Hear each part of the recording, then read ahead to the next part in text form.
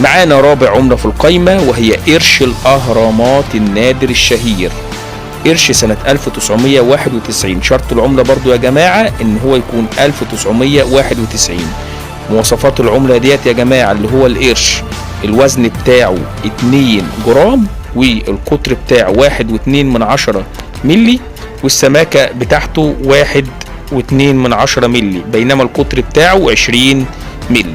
العملة ديت يا جماعة تم تجربتها بهدف الإصدار سنة 1991، ولكن بعد أن دار الصك طبع كمية قليلة جدا تكاد يكون 1000 قطعة بس، رجعت وتراجعت عن قرار الصك في السنة القادمة واكتفت بسنة إصدارها 1984، لأن في الوقت ده القرش ما بقاش له أي لازمة وملهوش أي قيمة حقيقية، فتراجعت عن إصدارها في هذه السنة وتم إلغاء صك القرش 1992. لذلك فالعملة دي نادرة جدا. سعرها بيبدأ من أول 500 جنيه وبيعلى تدريجيا لحد ما بيوصل ل 15000 جنيه لو وصلت لحالة الأنصر أي بدون أي عيوب نهائية. من أول 500 جنيه لو فيها خبطات وفيها كدمات وفيها كسرات لحد 15000 جنيه.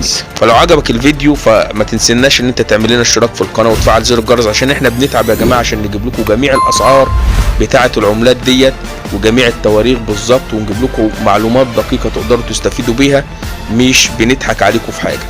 اما المفاجأة اللي انا محضرها لكم النهاردة داخل الفيديو اللي انا هجيب لكم بالصور وبالاثباتات جميع العناوين. الناس كلها كانت بتشكك في العناوين اللي احنا بنعرضها على الفيديوهات وبتشكك بتقول انتوا فين اماكن البيع، مفيش اماكن بيع. لا، هعرض لكم اماكن البيع بالتفصيل وهكتبها لكم على الشاشة دلوقتي. الاماكن اللي موجوده سواء بتبيعها في الاسواق الحره في القاهره والاسكندريه، هكتب لكم المكان والعنوان بالظبط بحيث ان انت توصل بكل سهوله ويسر وتبيع العمله اللي معاك لو هي نادره، مش اي عمله وخلاص. تمام. بالاضافه كمان ان هجيب لكم كمان صور الجروبات والمزادات اللي بنعقد عليها. المزادات جروبات في الفيسبوك بنعقد عليها مزادات برضو بتعرض العمله وبيتم تقييمها وبتعرض عليها مزاد، ولو هي غاليه بتبيعها بسعر جد. هجيب لكم صور لبعض المزادات والجروبات ديت عشان تبحثوا عليها وتخشوا عليها بسهوله في اماكن البيع. دلوقتي كده خلصت كل ما يتعلق عن العملات. جه الدور دلوقتي ان انت لو معاك العملات اللي احنا بنقول عليها ديت او اي عملات اخرى تقدر تبيعها فين؟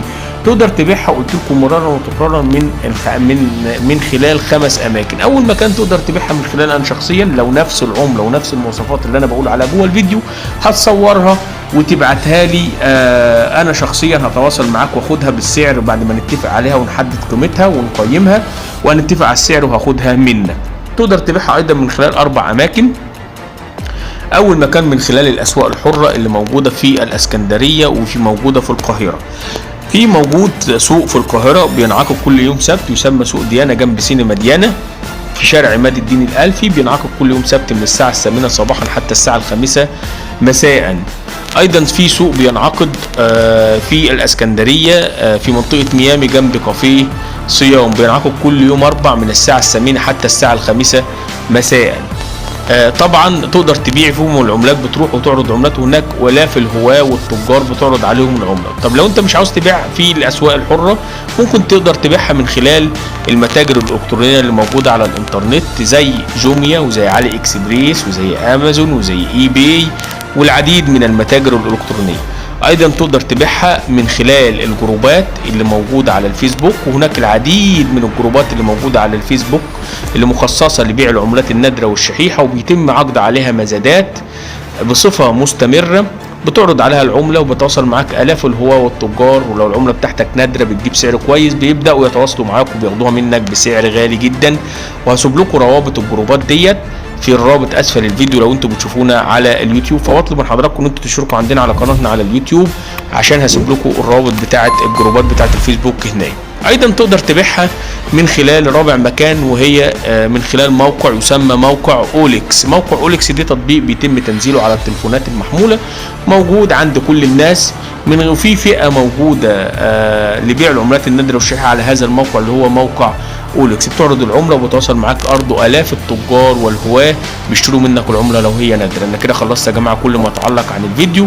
فلو عجبك الفيديو بتاعنا فتشجعنا باللي انت تعمل لنا اشتراك في القناه وتفعل زر الجرس لو انت بتشوفنا على اليوتيوب.